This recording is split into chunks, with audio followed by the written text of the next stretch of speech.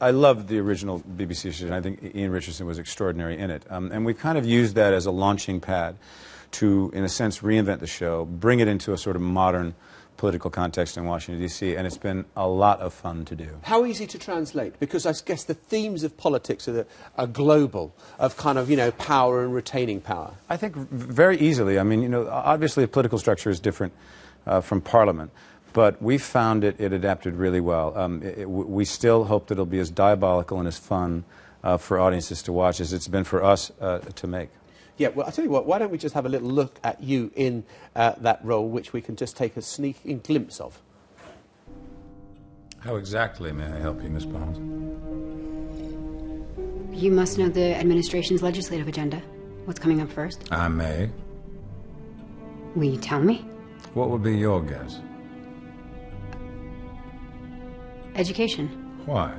Immigration is too controversial. Tax reform isn't sexy enough. Everyone can get behind children. Is it education? You might very well think that. I couldn't possibly comment. Ah, fantastic. There you are. The line is there, and that is what I want you to know, whether that line would be appearing in the TV series as well, yes. And it does. So fantastic. I'm sure it will be loved and adored when people air it. Now, I want to talk about how it is being aired as well, because this is really interesting, isn't it? You know, I said in our introduction, we used to have appointment to view television. We'd sit down on Sunday evening, 8 o'clock, watch it, comes off air at 9 o'clock, and we'd sit back down the following Sunday. Yeah. This is going to be different. I think it's partly because it seems to be the way that people are consuming entertainment now. I mean, I don't know how many times you talk to friends of yours, you say, what'd you do this weekend? And they go, oh, I stayed in and I watched 3 seasons of Breaking Bad. I watched 2 seasons of Games of Thrones. It seems that people are consuming large chunks of complicated plot lines and storylines, and it really makes sense to me that over the last 10 years, some of the most interesting work from actors and directors and writers has ended up on television. Now, while we are a new television show that isn't on television because we're being streamed, and what Netflix has decided to do is to premiere on February 1st on Netflix all 13 episodes. The entire first season will be available. You can watch all 13 if you want. You don't have to watch all 30. You can watch 2. You can watch however many you want. But I think it's, in some ways, it shows that the film and television industry is beginning to learn the lesson that the music industry didn't learn, which is give the audience what they want, when they want it, in a reasonable form, at a reasonable price, and they'll buy it and they won't steal it. So it almost means the idea of a scheduler sitting down and working out what the schedule of viewing should be is gone. I think those days are probably behind us. It doesn't seem to be as much now about driving an audience toward Sunday night at 8 o'clock. It is that people want to be able to watch shows when they want to watch them at their own pace. And I do think it's the future. And, I mean, it's also seeming to attract some of the most talented people in the business. Obviously, yourself playing kind of that critical role. But David Fincher, I think, from Girl with the Dragon Tattoo and Social Media, directed the first 2 episodes. Social Network. Social Network. I only correct you because I produced that film, so I'm cotton to it. Yeah, I think that, you know, as perhaps maybe because the studios over the last 10 years have been focusing more on sort of the big tentpole movies, it seems perfectly reasonable that people who want to explore longer kinds of plot lines, more complicated kinds of characters, have moved into television. Yeah, and you've, throughout your career, kind of kept a close eye on politics. You were very close friends with Bill Clinton, and I think we can show a kind of picture of the two of you together. And you kind of, when he was passing through London, he would often, you know, you two would hook up. Well, that's how I ended up going to the Labour Party conference, because he was coming to give the keynote address. And well, that's, I actually know when that picture was taken. That is backstage after we did a production for the president of The Iceman Cometh on Broadway. But I came here because we had just done a 12-day trip to Africa to raise money for his AIDS Foundation. And then we went up to Blackpool, and I think the most famous thing out of that Blackpool appearance was at about 11 o'clock at night, he said, what were you going to say? He said, I'm hungry. He said, let's go to McDonald's. I saw one when we were driving in. So we walked down the boardwalk to McDonald's, and I think that got more play than his speech did the next day.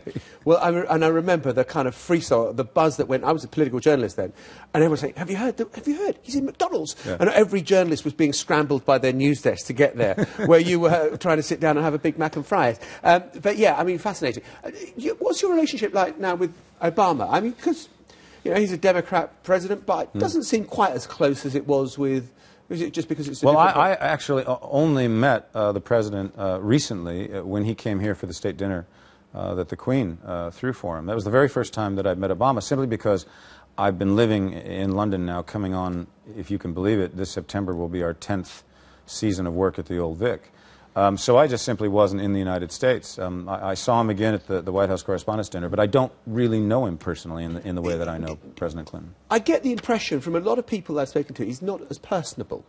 He's quite a cold figure, not as personable as Bill Clinton was. And there's an important point to that, which is that Bill Clinton was brilliant at retail politics. You know, he could meet people in the street and would plug into their mood in a way that Obama seems to struggle with.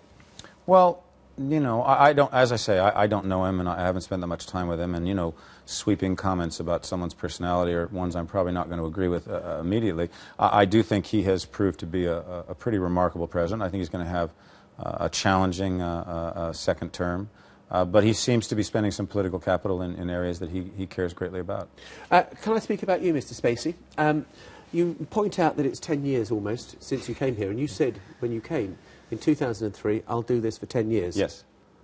Well, it's about to be 10 years. Yeah. Here's what's going to happen, because right. there's a couple of things I need to accomplish before I leave.